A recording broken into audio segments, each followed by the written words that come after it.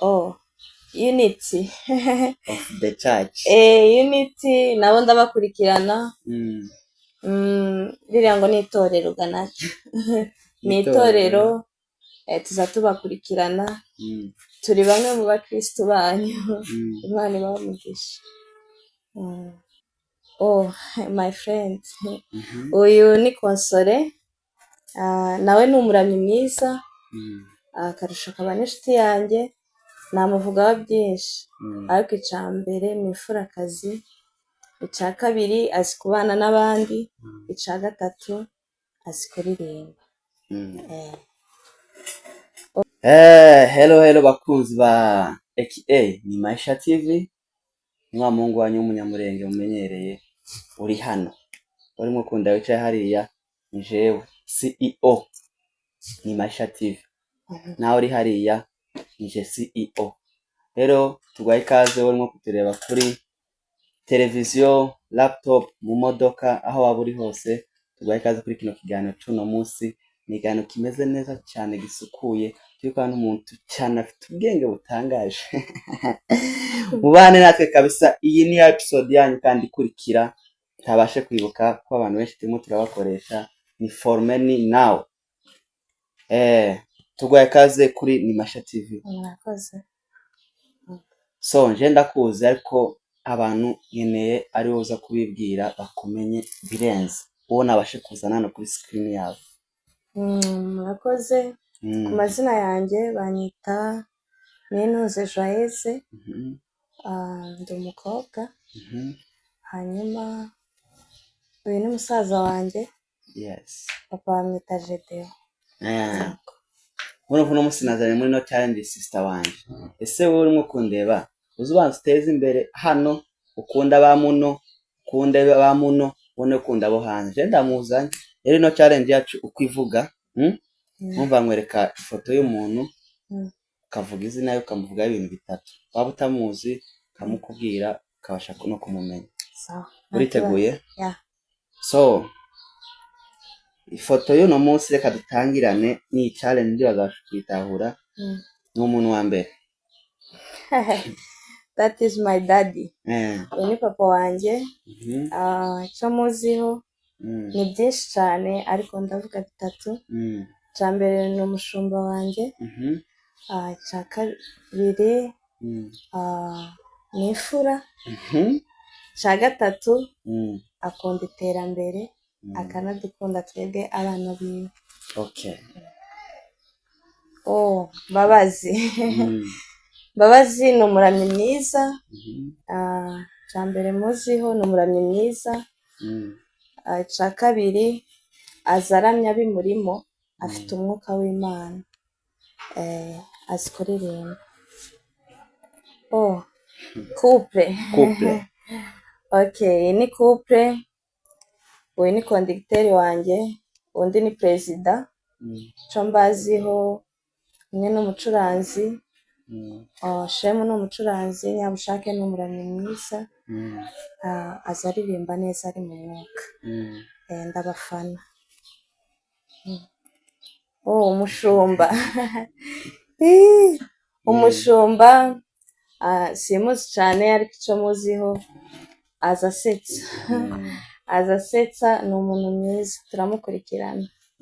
Big up. My pianiste. Uyu ni umucuranzi mwiza yitwa Mugisha. Ni umucuranzi mwiza cyane. Ari kubikora neza muri no minsi. Imana imwongera amavuta. Uvuga nyine ukure uvuge icya mbere ni iki icya kabiri. Icya mbere ni umucuranzi mwiza. Icya kabiri ni imfura cyane. Abantu baziranye nawe barabizi. Ni imfura cyane. Icya gatatu reka tube turekeye ibyo ntaje. Arubatse. Uyu Siana ni umuramyi mwiza, ni umuririmbyi mwiza. Je nagiriye n'amahirwe yo kumubona live ari kuririmba.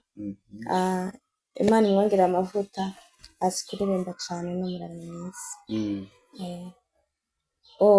My friend. Uyu ni Konsole. Nawe ni umuramyi mwiza.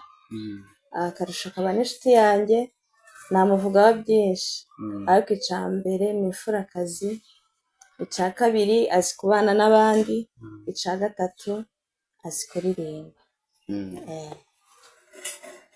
Kofi uyu ni Revera Kofi. Kofi ni umuntu mwiza, azi kubwiriza, aza adufasha, ni n'inshuti yanjye. Kofi ni umuntu mwiza, akubonyeho ikintu kibi aza akubwira ati kino kireke. Ni umuntu udacisha ku ruhande, ni umukozi w'Imana mwiza. Kinoro ni inshuti yanjye, icya mbere muziho azi kuririmba, mwese murabizi, aza afasha imitima ya benshi. Icya kabiri azi kuganira, azi no kubana n'abandi.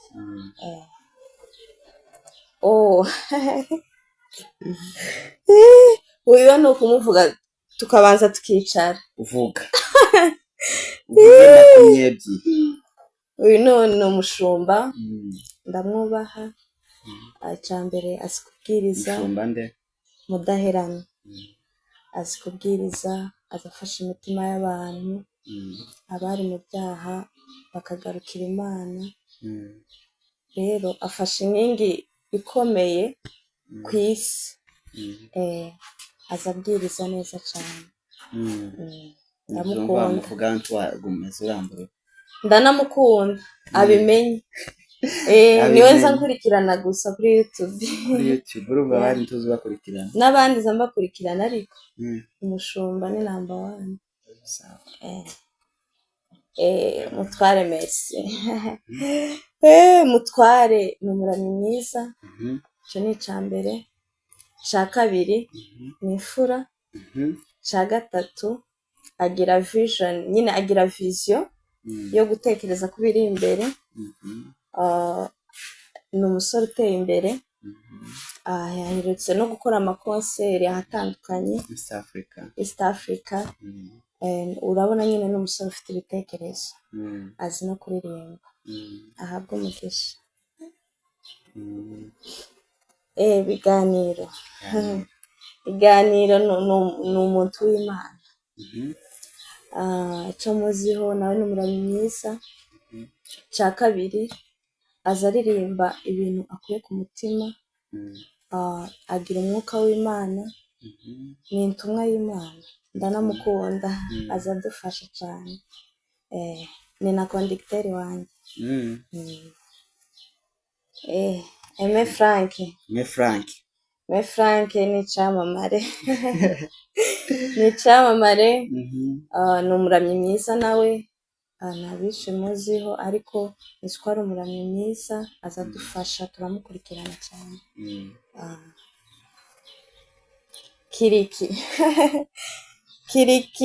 Kiriki ni umuntu mwiza, aza atambira Imana neza, agafasha imitima y'abantu. Imana imuhe umugisha. Mbese n'imbera amwita Rugaju.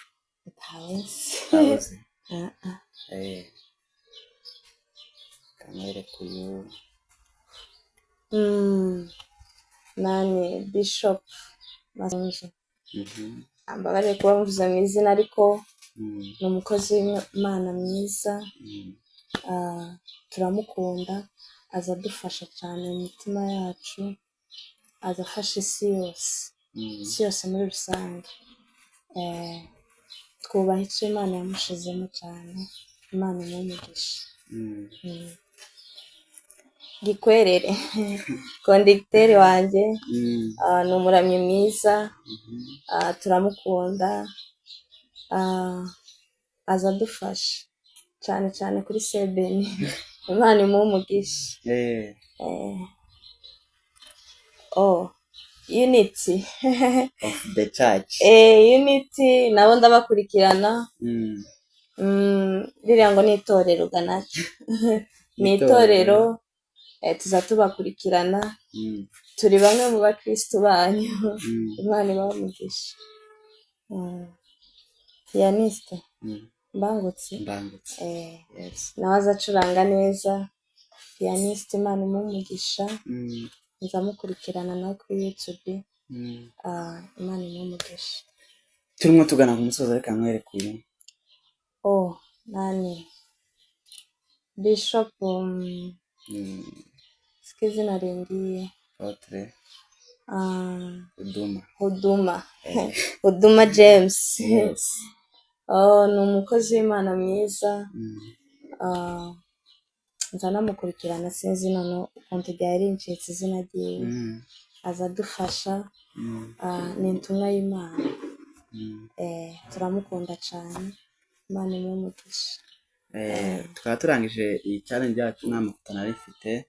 wagize neza ko twitaba duheza umwanya wawe. Imana iguhezagire cyane. Yego nawe murakoze. ese sister nanje na petit frère wawe siko ntozo ntinya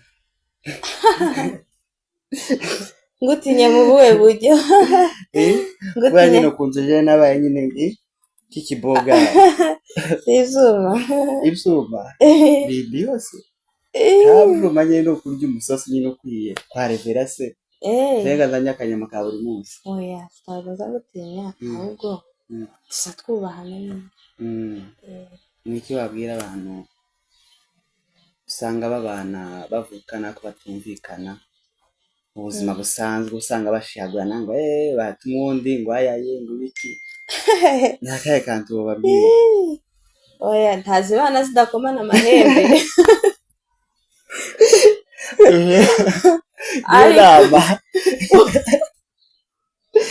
Oya barogiye kubabwira taza zitakubara amahembe. Oya tazi bana zidakomana amahembe ariko umwe mukwiriye nyine kwigarura mukumvikana muri abavandimwe muri amarasamwe mukabana mu bwumvikane nyine aba ari wo muryango wawe. ntabwo ukwiye kubasuzugura.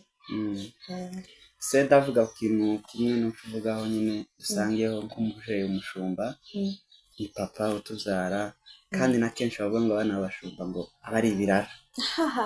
si kiryo jambo risobanura ko ije twicaye turi abana b'abashumba konti nk'amahoro ko twe tumeze neza izo muza muvuga ni ngaye bagaragariza ibyishimo.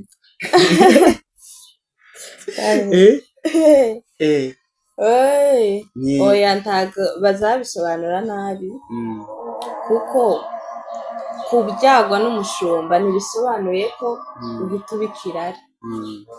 simbivugaho cyane ariko ntabwo ari byo kuko twese Imana yaraturemye kandi izi mico yadushiriyeho ku isi.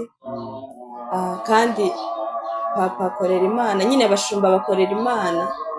si ukuvuga ko ngo ubwo bakorera Imana nayo bitura ngo abana babo babibirara. nubwo bigenda bishika ariko ntabwo biba bisobanuye ko ngo ari abana b'abashumba gusa. umushumba nka papa wawe ibintu kenshi arakwitaza akakubwira ibintu bingahe yagushikirije biri ku mutima wawe wumva uzokora azagutoza nyine mu nzira za Yesu Kristo. kubana n'abandi amahoro kuko n'ubu uzi umuntu uzagufasha ejo. kubana n'abantu amahoro kugendera mu nzira nziza. twakuze nyine twakuriye mu nzu y'Imana rero tuzanabisaziremo. icyo nicyo gikomeye tugakurira mu nzu yayo tukanayisaziramo inzu y'Imana. namwe nicyo mbifurije muzasazire mu nzu y'Imana ntimugateshwe ngo murivemo. nta murongo buzi hafi nyine hafi muri bibiri atuye kabawusoma hafi umurongo ngaye nsoma muri Yakobo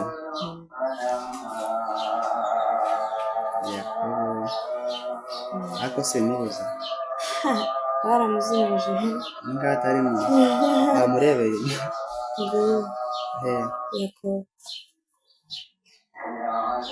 3:18 taha wazimije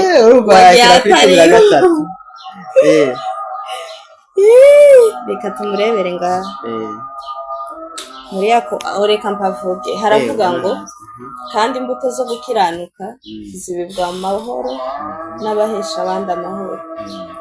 Mwera imbuto muhesha abandi amahoro, nibyo Imana ibashaka ngo kandi imbuto zo gukiranuka zibibwa amahoro n'abahesha abandi amahoro.